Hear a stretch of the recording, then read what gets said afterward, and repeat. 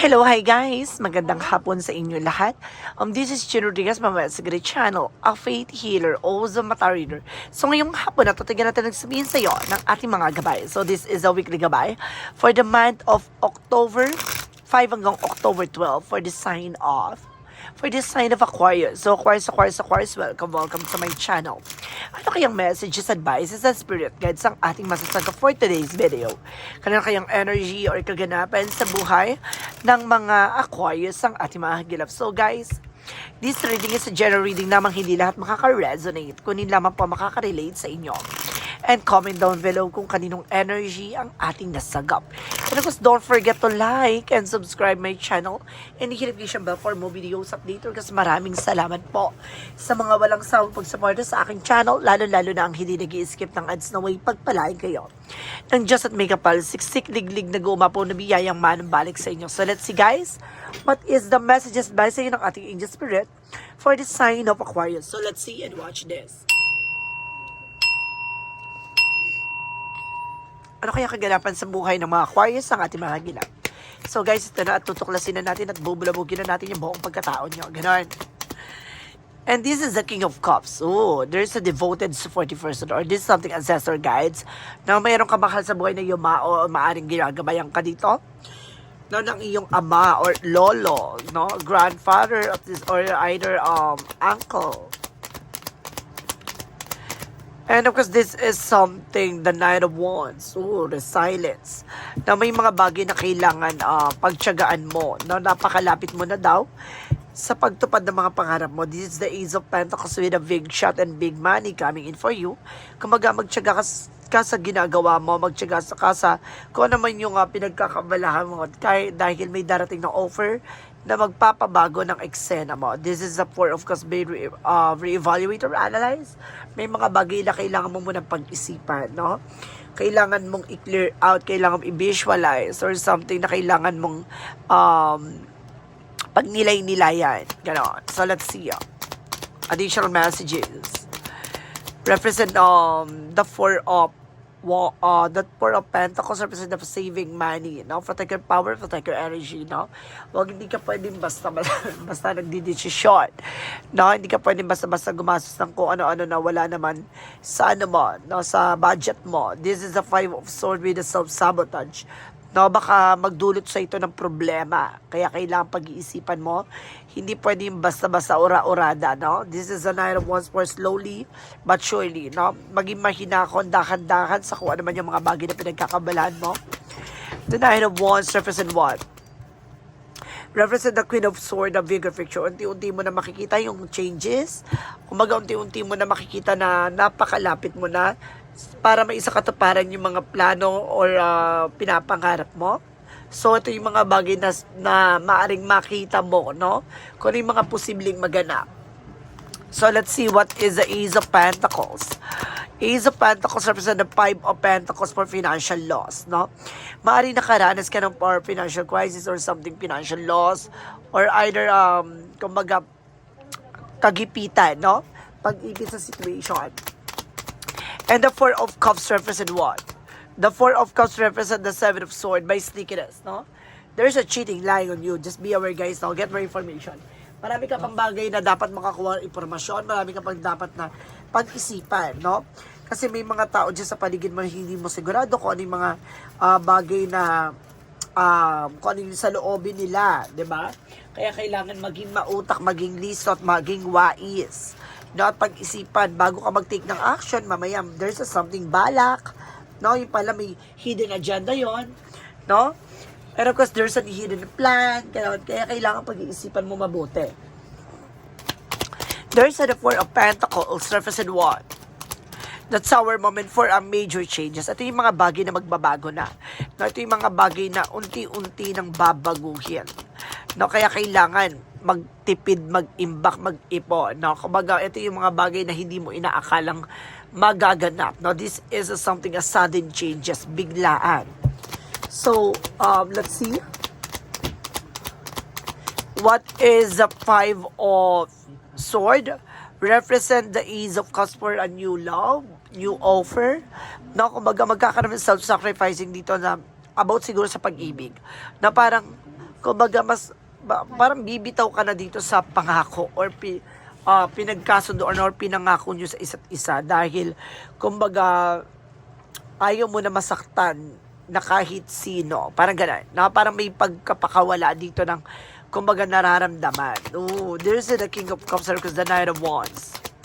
This is the Seven of Pentacles with the harvest time. So, kung ano yung mga bagay na pinaghirapan mo, kumbaga matatamo mo yan, no? Unti-unti ka lang, kumbaga pagtiyagaan kung ano man yung mga bagay na ginagawa mo. Kumbaga, sinasabi dito, kung ano man yung mga bagay na gagawin mo, ay makukuha mo in the near future. Now, what goes around comes around. And this is something consequences. Kung ano yung mga bagay na pinaghirapan mo, this is something hard work is paying off. Talaga may kabayaran yan. There's the King of Swords with stop the pattern. Putulin mo na yung mga bagay na walang kaugnayan sa'yo. Yung mga bagay na nagpapahirap sa sitwasyon mo. So, let's see. What is the Ace of Pentacles and the Five of Pentacles? So, this is the Empress card for revert, no? Parang sinasabi dito yung mga luho, no, bisyo, alisin mo yan, pakawalan mo yan, no? Nagkakaroon self-sacrifice or something self-sabotage that because of your action, no? Dahil sa mga gastos na wala naman sa plano or hindi wala sa kumbaga budget, no? There's the Four of Pentacles, Four of Cups, because the Seven of Swords. Represent what? Represent the Eight of Swords. Oh, this is a lot of toxicities around you. Mag-ingat ka dahil napapalibutan ka ng toxic at sinungaling impostor manloloko. Oh, mag-ingat. And that of course, the Four of Pentacles at the Tower moment represent the Two of Pentacles with a balance. So, kailangan mo maging balance. The Five of Swords and the Ace of Cups represent the Knight of Pentacles with the security. Kumbaga, sinisecure mo na kung ano yung mararamdaman mo or magiging outcome ng iyong love life. Kumbaga, sinisecure, parang sinisecure mo yung sarili mo na baka masaktan ka ulit, baka, kumbaga, maiwan ka sa eksena. And then, of course, get more information with the chart card, no? Kumbaga, kumikilos at gumagalaw ka na. Kumbaga, ngayon, hindi mo na hinahayaan yung sarili mong masaktan. Ganon. So, let's see what is the outcome. Ang pinaka-outcome is the Six of Wands for victory. There's just something victory here. In the Page of Cups, there's just something intuition. Tama talaga yung mga pupasok sa isipan mo, no? Kumbaga, mapagtatagumpayan mo yan. This is something Five of Cups for regret, no? Kumbaga, wala ka ng regret or something doubt dito, no? Inalis mo na yung panghihinayang pagsisisi dyan. Kumbaga, there's just something acceptance, no? Tinanggap mo na ng buong-buo. Additional messages for career and finances. Represent the Strength card for confidence. Oh, this is something key for success. Na kumbaga lakasan mo ang loob mo, no? And that card is an ending and a new beginning. So may mga bagay na tatapusin na dyan, no? Mag-grow na yan at magkakaroon ng transformation development pagdating sa career and finances mo. And the King of Sword with the stop the pattern. And of course, the King of Sword, a Knight of Sword with success driven, no? Kumbaga mag-success na pagdating sa business mo. Kasi parang sineset aside mo na yung kumbaga yung family related. Kumbaga pagdating sa negosyo ng buhay mo, kumbaga walang kamag-anak, walang kaibigan, wala kahit na sino dyan, no? Additional messages tayo pagdating sa love life. There's an Eight of Cups, so something moving on or something na getting away from the situation. Parang unti-unti ka nang nakakaalis, no, or nakakalaya, no, pagdating dito sa mga pinagdaanan pagdating sa love life. There's an Eight of Pentacles na nakapokus ka na sa sarili mo, nakapokus ka na sa ginagawa mo. No, parang, this is something self-love, na parang tinututukan mo na yung sarili mo ngayon. At the same time, this is something the Fool card, no? Kumbaga, may new beginning sa'yo, no? Kumbaga, maaari nagkaroon ka din ng trust issues. At the same time, kumbaga, nagtitiwala ka na lang kung ibibigay sa'yo ng ating po, may kapal yan. For the health, no? Represent what? The Ten of Pentacles. So, this is something long-term. Ibig sabihin, magiging maganda na ang kalusugan mo this time. Now, ngayon linggo to magiging maganda ang kalusugan mo. This is a Temperance for healing. And of course, patient. So, kailangan mong maging kalmado. Huwag ka masyadong agresibo para hindi uminit ang ulo mo.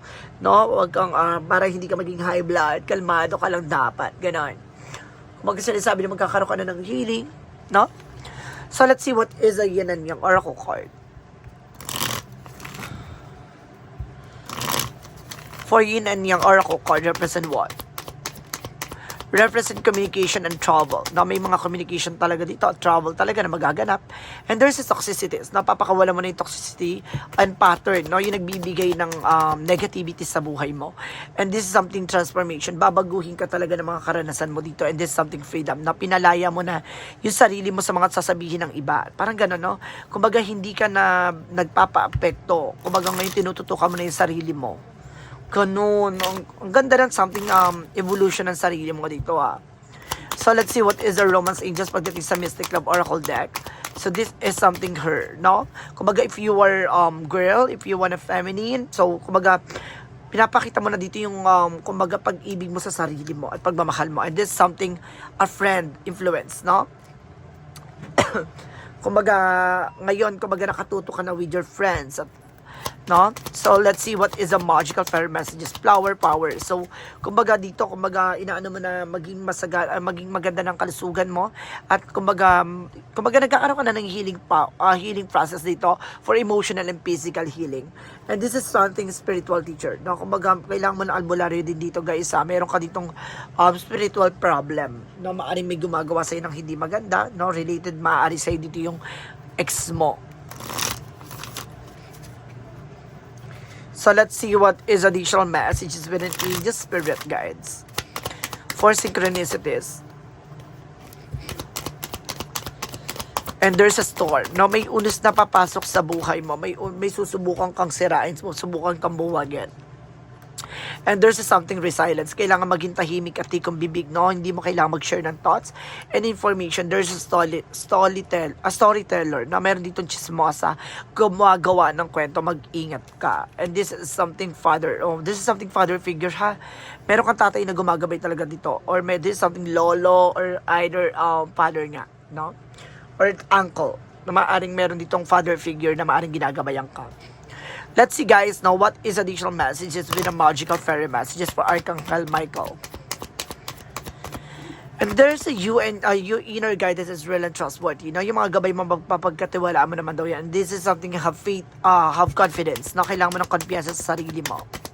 Hindi mo kailangan matalo, no, ng mga opinion ng ibang tao. Kailangan mas lalo mong palakasin yung sarili mo dahil kumbaga may mga taong hinihila ka pababa bagkos yung iangat ka, hinihila ka at kumbaga gusto nitong masira, no, na para mawala ka sa focus, no? May mga crab mentality talaga na tao. This is something shield yourself, protection mo yung sarili mo. See, ikaw talaga ang kinakalaban dito kasi napakalakas, napakatibay mo. Even your perspective, guys, no, mindset, no? Iba ka talaga. And this is something spring for awakening, no? Parang namulat na yung sarili mo for lot of project coming in for you na kumbaga binubukas mo yung sarili mo sa mga bagong oportunidad. Kumbaga pinapakawalan mo yung mga negativity sa good part, ha. And this is something true trivial na parang nailantad na sa'yo, nalaman mo na kung sino totoo at hindi totoo sa paligid mo. And this is something journey. Kasama talaga siya sa journey mo. There's a lot of travel and adventure. So let's see what is the energy represent what. For the energy, represent an angel of strength. Talagang binibigyan ka ng gabay natin dito para maging malakas, maging matibay. And this is something yin and yang oracle card. Parang pinapakita dito na maging balance ka all the time. And this is something fifth chakra Archangel Gabriel, no, for intuition, na binibigyan ka na mas matalas na kaisipan, talino, no, at pakiramdam na para malaman at para umiwas sa mga taong alam mo at alam ng mga tao sa paligid mo na yung mga taong pinagkakatiwalaan mo o yung mga taong lumalapit sa iyo, yung mga taong hihila sa ipababa. For Romance Angels represent what? Worth waiting for. Mas maganda yung hihintay mo yung taong para sa'yo talaga. No, kapag talagang plan ni God na ibigay itong tao na to ipagkakaloob talaga sa'yo.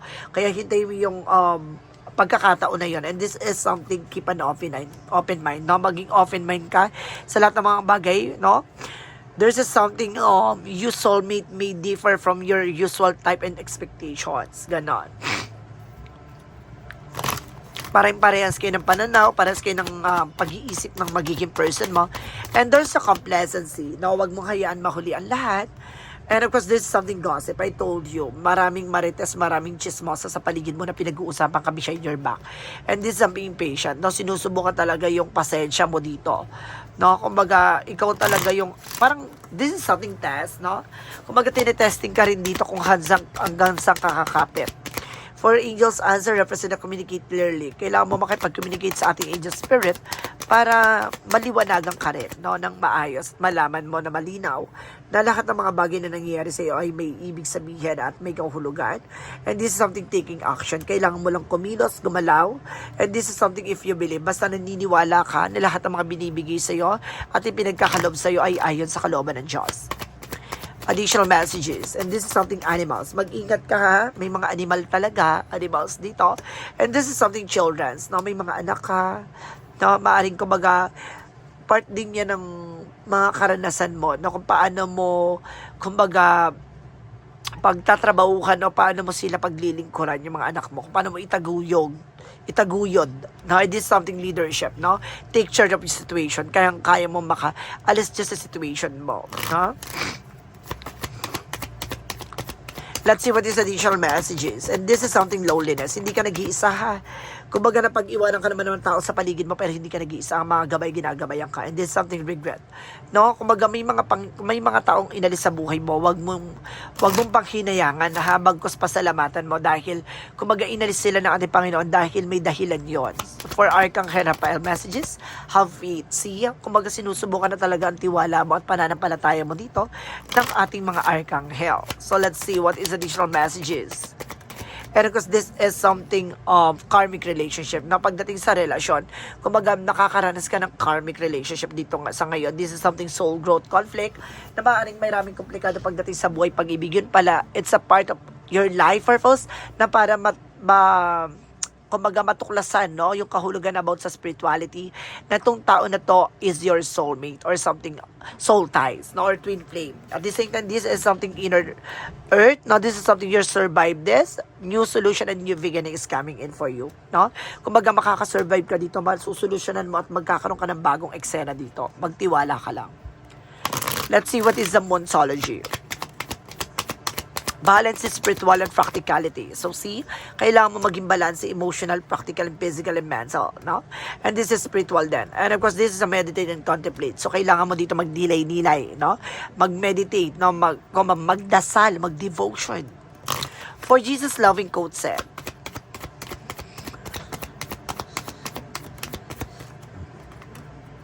you are the light of the world. So, ikaw yung magsisilbing liwanag sa mundong ginagalawan mo, no? Marami man taong, kumbaga, pupundihin ka. Marami man taong susubukan matanggalan ka ng enerhiya. Pero, kumbaga, hinuhubog ka talaga ng ating Panginoon para mas lalo kang lumiwanag, hindi lang para sa sarili mo, para din sa mga taong nasa paligid mo at sa mga taong minamahal mo. For the angels messages for money move oracle deck. So this is something success. No, magsasuccess ka, you're on the right path. Nasa tamang direction ka, and this is something sweet success, no? Kumbaga may tamis na tagumpay dito.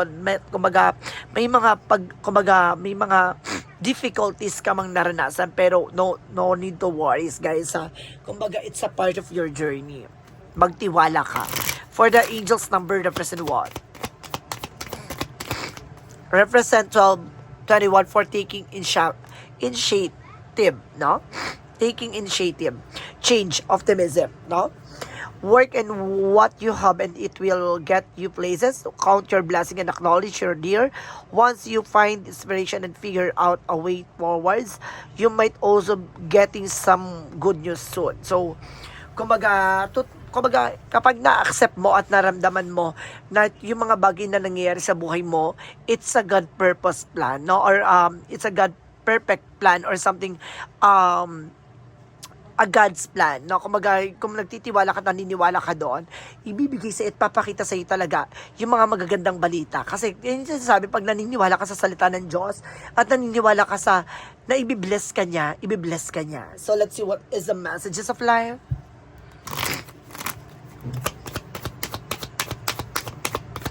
I reap what I saw. Ito yun, di ba? Today, I remember that all I think on and all I do, I will come back to me in some way. I understand that I reap the fruits of what I saw and fill my life with the thoughts and deeds of abundance. Light and love, I saw that seeds, knowing that I will harvest the greatest of the riches. So see, kung ito yung sinasabi kung ano man yung mga bagay na tinanim mo, yun ang aanihin mo. So ibig sabihin dito, kung nag-invest ka, nagbigay ka ng mga magagandang balita, buhay, at kumbaga, ambag no sa buhay mo, kumaga magiging maganda rin talaga ang kalalabasan nito. So kumaga magiging mabuti sa lahat ng panahon at oras, no? Para ang panahon at oras din na maging mabuti sa iyo. So guys, this is a weekly gabay for the month of October 5 hanggang October 12 for the sign of Aquarius. So Aquarius, maraming salamat for this wonderful reading. So once again, this reading is a general reading lamang, hindi lahat makaka-resonate. Kunin lamang po makaka-relate sa inyo. And comment down below kung kaninong energy ang ating nasagap. Because don't forget to like and subscribe my channel and hit notification bell for more videos update. Kasi maraming salamat po sa mga walang sawa pag-support sa aking channel. Lalo-lalo na ang hindi nag-skip ng ads na way. Pagpalain kayo ng Diyos at may kapal. Siksik, liglig, nag-uumapong na biyayang manang balik sa inyo. At maraming salamat po. And see you in the next video. Bye-bye and babush.